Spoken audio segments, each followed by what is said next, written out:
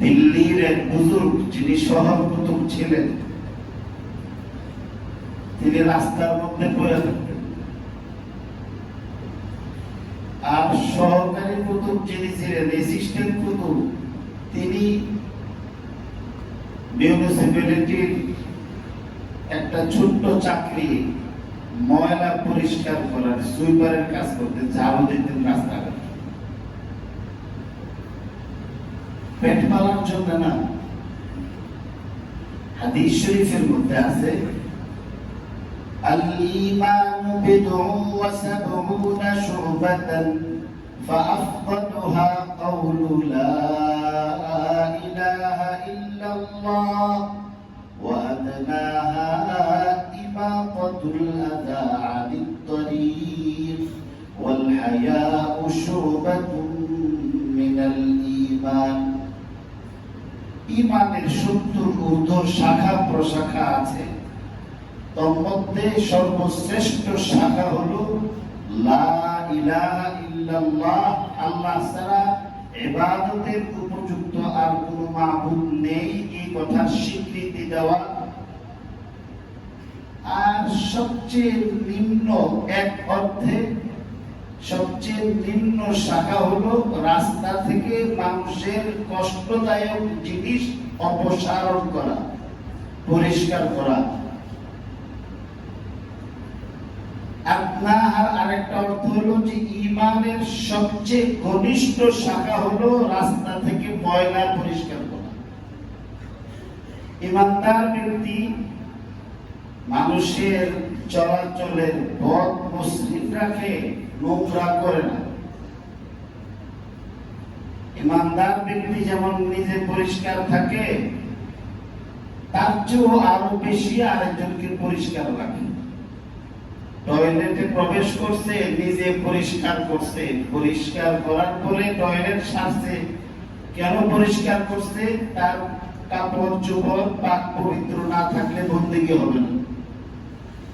এই জন্য নিজে পরিষ্কার করে আগে নিজের পবিত্রতা এবং পরিচ্ছন্নতা নিশ্চিত করে, ইস্তেঞ্জা সারার পরে আবার এটাকে এমন ভাবে পরিষ্কার করে যেন পরবর্তী কোনো ব্যক্তি আসার পরে তার ইস্তেঞ্জার জন্য সমস্যা না। আর আমরা অবস্থা কি? ইস্তেঞ্জার মধ্যে গিয়া তার গাদ্ধি বুদ্ধি ফের জুম্বরাইছে না, কমেন্ট পরে কিন্তু দূরের কথা, আশপাশে 2-5 হাতের ভিতরে এর যন্ত্র নাই, মানুষ কেন কুত্তা মিলে যাওয়ার দুর্ভোগ। হজ্জের সময় একবার আমার চোখের দেখা, আমি যে ঘটনা বলি ম্যাক্সিমাম আমার চোখের দেখাই। মক্কা শরীফ থেকে আসার সময় বিমানের মধ্যে টয়লেটে যখন গেলাম, দরজা খোলার পরে, দরজা খোলা থাকলে লাফ দিয়ে পড়ার অবস্থা। এটা এয়ার আটলান্টার একটা বিমান, বাংলাদেশ বিমানে যারা ভাড়া করে আনছিল, বিমান বাংলাদেশের লোগো দিয়া ব্যানারে হাজি আনা নেওয়া করছে। তো স্বাভাবিকভাবে বিমানের টয়লেটে কিন্তু লো কমেন্ট থাকে না, উপরে এমন বেশি কিছু থাকে না, সমান অল্প জায়গা। কিন্তু এটার এখানে একটা বড় এবং আমাদের কোমরের লো কমোডের মতো পেছনে একটা বেশ অংশ ছিল। তো যে জায়গাটাতে বসে পেছনের অংশটা উঁচা থাকে, তো সে বসার জায়গা পাও রেখা উঁচা জায়গা সাঙ্গের মধ্যে গিয়ে বাইরে উঠলো কিভাবে? আমি তো এই দুশ্চিন্তার মধ্যে। আমি যারা দায়িত্বে দিয়ে যেতে বললাম যে তো নষ্ট হয়ে গেছে, ও খুব বেশি দেখছে। তো গিয়া খোলার পরে আমি দৌড় দিয়েছিলাম না, এয়ার হোস্টেস তো দৌড় দিয়েছে।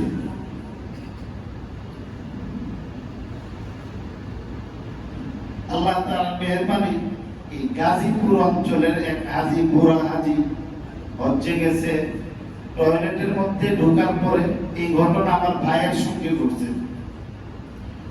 আসরের নামাজের সময় ফ্লাইটের টয়লেটে ঢুকে তিনি আর বের হচ্ছিলেন। তো অনেকক্ষণ পরে বের হওয়ার পর জিজ্ঞাসা করছে, চাচা এত দেরি করলেন কি লিখি, পানিটা নিয়ে আসেনি? না বাজা, পানি নাই, নিচে একটু পাইছিলাম, ওইটা দিয়ে কোনো মতে মরায় ওজন বেড়েছি। এটা মুমিনের কাজ না। মুমিন মানে ব্যাককল না। ইমানদার মানে অপরিচ্ছন্ন ব্যক্তি না। মুমিন মানে সবচেয়ে সতর্ক। হাদিসে পাকে আল্লাহ রাসূল ফরমান, ইমানদার ব্যক্তি জীবনে দুইটা ভুল করে না, দুইবার ভুল করে না। তো মুমিন ব্যক্তি তার কাজ হলো নিজে পাক সাফ থাকে, আরেকজনকে পাক সাফ রাখে। নিজের দুর্গন্ধ নিজের জন্য কষ্টের না হলেও আরেকজনের জন্য বদদোয়ার কারণ হয়। গালিগালাজ করবে, মা বাপের বংশের ভিতর থেকে মানুষের কষ্টের একটা অভিব্যক্তি প্রকাশ পায়। আমাদের মুরব্বীরা এই জন্যই বলতেন যে কুসন্তান জন্ম নিলে ফতেগারে হাইকিয়া মা বাপের গালি শোনা। কেন বলতেন? যে একটা ভদ্রলোক, ইমানদার ব্যক্তি তো অনেক করতেন, একজন ভদ্রলোক, ভদ্র সন্তান, ভদ্র ঘরের কোন সদস্য রাস্তাঘাটের মধ্যে মলমূত্র ত্যাগ করে না। আবু দাউদ শরীফের রওয়ায়াতের মধ্যে আছে, যারা রাস্তাঘাট, পানির জায়গা, মানুষের বিশ্রাম নেওয়ার গাছের নিচে ছায়ার জায়গা, ফলবান বৃক্ষের মধ্যে তার নিচের জায়গা, এমন যেখান থেকে মানুষ পানি আনে, যেখানে গোসল করে পাক সাফ হয়, এমন জায়গার মধ্যে যারা মলমূত্র ত্যাগ করে, আল্লাহর মাখলুক, সমস্ত মাখলুকের অভিশাপ তাদের উপর। এই জন্যে শুধু অভিশাপ না, আল্লাহ রাসূল ফরমান যে নিজেদের ইত্তাকু আস-সাবআল মুবিকাত, সাতটা ধ্বংসকারী কর্মকাণ্ড থেকে বিনাশ করে দেবে, তোমার সর্বনাশকারী সাতটা কাজ থেকে ফিরে থাকবে। এর মধ্যে পথে ঘাটের মধ্যে মলমূত্র ত্যাগ করা, এটা একটা নিজের সব কিছুর সর্বনাশ ঘটায় দেওয়ার জন্য যথেষ্ট। আমরা তো না বুঝে হাঁটতেছে, রাস্তার পাড়ে গিয়ে পেশাব করতেছে। একজন ইমানদার ব্যক্তিকে বলে দিতে হয় না যে এখানে পেশাব করিবেন না, করিলে 50 টাকা জরিমানা। তারে এইভাবে বিজ্ঞপ্তি দিয়া আপনি সুস্থ করতে হয় না, মলমূত্র থেকে ফিরার লাগে না, সে এমনি সতর্ক।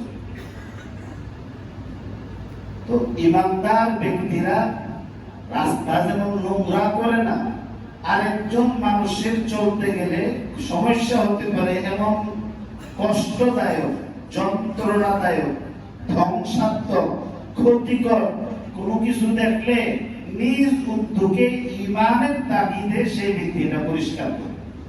কেন? আল্লাহ রাসূলের নির্দেশ। আমার কি করব?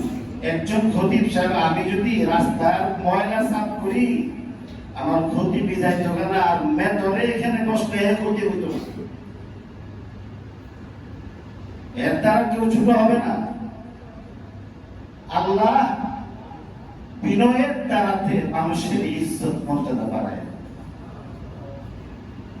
তো এক বুজুর্গ তো রাস্তার মধ্যে প্রধান কুতুব রাস্তার বসে থাকে,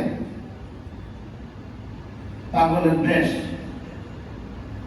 মানুষে মনে করে পাগল, আসলে তিনি জিকির করেন। হাইটে তো দূরে যাবো, আল্লাহ এখানে ফিরে ডাকতেছে। আর ওনারা দেখে হইলো আরেকজন মানে রাস্তা পরিষ্কার করতেছে, মানুষে তো মনে করো সে সুইপার, আর তিনি এর আড়ালে নবীজির সুন্নতের উপর আমল করতেছে। আল্লাহ তোমার বন্দারা বান্দিরা চলবে যাইবে, কষ্ট যেন না হয়, আমি আমার এই রাস্তা পরিষ্কার করি, আল্লাহ তুমি আমার জান্নাতের পথ পরিষ্কার করে। ছোট মনে করছেন না। রাস্তা দিয়া ছেলে স্কুলে যায়, আর যাওয়ার সময় বাচ্চা বুঝে না, না বুঝার কারণে ওনাকে একটা লাঠি দিলে উনি হাসে। বাচ্চা মানুষ হাসাহাসি করে, আর বাচ্চার কাছে এটা মজা লাগে। এখানে আমার আপনার অনেক দায়িত্ব আছে, বাচ্চারা তো বুঝবেই না। এমন কাজ করলে তখন মুরব্বীদের দায়িত্ব হলো যে বলা যে বাবা, মুরব্বীদের সঙ্গে এটা করা ঠিক না।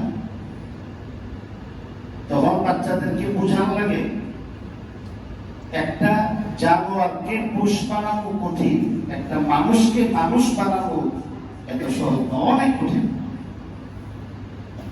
সন্তানকে ছোট থাকতেই শিখানো লাগে, তাই বোঝানো লাগে।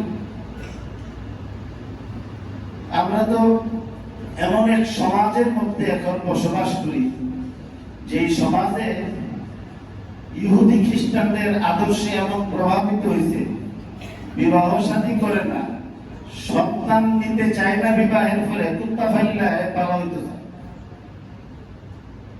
বিলাই পানতেছে, ছেলে মেয়ে খোঁজ খবর নাই। রাস্তার মধ্যে মানুষে কুকুরের উচ্ছিষ্ট খাবার এনে জীবন ধারণ করতে পারতেছে না, ওইদিকে খেয়াল নাই। কুকুর কোন জায়গার মধ্যে, বিড়াল কোন জায়গার মধ্যে আহত হয়ে পড়ে রয়েছে, ওইটারও উঠাইয়া আবার ভিডিও করে ভাইরাল হইতেছে। মানুষের মূল্য নাই, কুকুরের মূল্য তার কাছে বেশি, বিড়ালের মূল্য তার কাছে বেশি। ছেলে মেয়ে নাই, ছেলে মেয়ে নিবেও না, কুত্তা বলবো। কি বুদ্ধি! সারা জীবন কুত্তা খাইছে, কুত্তার সঙ্গে চলছে, এবং মেজাজ কুকুরের হয়েছে।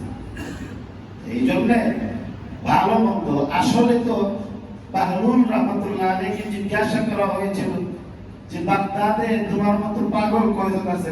আরে পাগলের তালিকা অনেক লম্বা রে, এটা তালিকা করা সম্ভব না। ভালো কয়টা আছে বই না ফেল, ভালো তালিকা করলেই চলবে, কারণ পাগলের মাত্রা বেশি, পাল্লাও বেশি। পাগল বুঝে না, মানুষে বলে ভুল কথা। পাগল বুঝে, ভালোটা কম বুঝে, খারাপটা বেশি বুঝে। আজ পর্যন্ত পৃথিবীতে পাগলের সঙ্গে তর্ক করে কোন মানুষ পারছে এর কোন নজির নেই। এমন কথা কেউ আপনি পাগল হইয়া কাপড় খুললে পরে বের হল, তার তো কোন আইন কারণের কোন ইয়া নেই। অন্ধ মানুষ গাড়ির নিচে পড়ে নাই পৃথিবীর ইতিহাসে। অন্ধ এদের রোড অ্যাক্সিডেন্টে মারা গেছে, নজির নেই।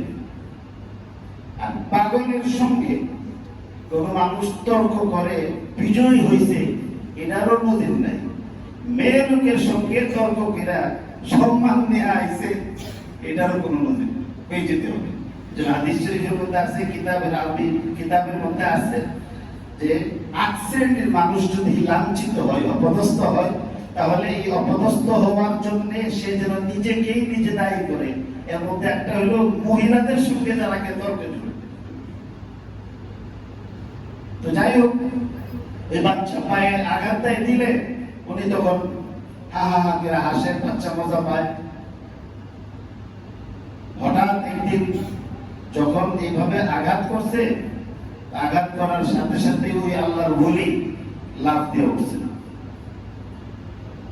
লাফ দিয়ে যখন উঠছে, যে এতদিন কোনো কথা বলে না, আজকে হঠাৎ তাকে আঘাত করার পর উনি লাফ দিয়ে উঠছেন তার মারার জন্য।